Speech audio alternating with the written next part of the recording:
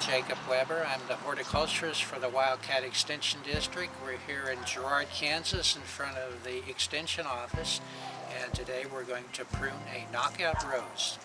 Knockout roses bloom in on new wood, so there's no need to worry about pruning during the winter months and removing flower buds. They're going to go ahead and flower anyway.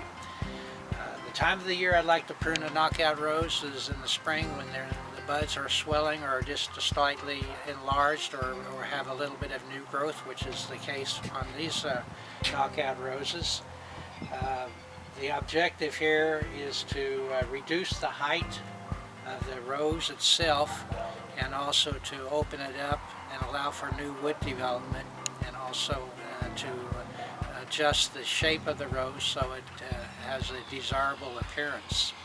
Tools that I like to have when I'm pruning a knockout rose, first of all, they have thorns, so I'd like to have a good pair of leather gloves.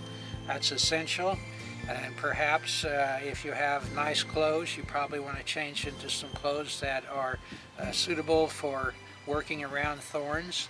The hand pruners is essential. This is going to be used for detailed pruning. A saw occasionally, but most of the time we will not be using a saw to prune roses. And finally, the lopping shears that we're going to use to remove some of the larger diameter wood, maybe up to ½ an inch or a little bit larger, 5/8 of an inch. I'm not going to pay too much attention to exactly what I want to remove. I'm just going to take 1/3 of the height of the plant off.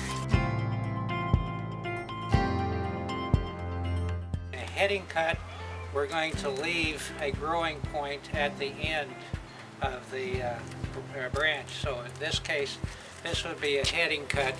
I would maybe cut back to here, leave a lateral branch with a growing point at the tip. The other type of cut would be a thinning cut, and this was not leaving any type of growing point. For example, make a cut right here and remove everything. That's a thinning cut. There will be no new growth here, whereas up at this point here, I can expect new growth.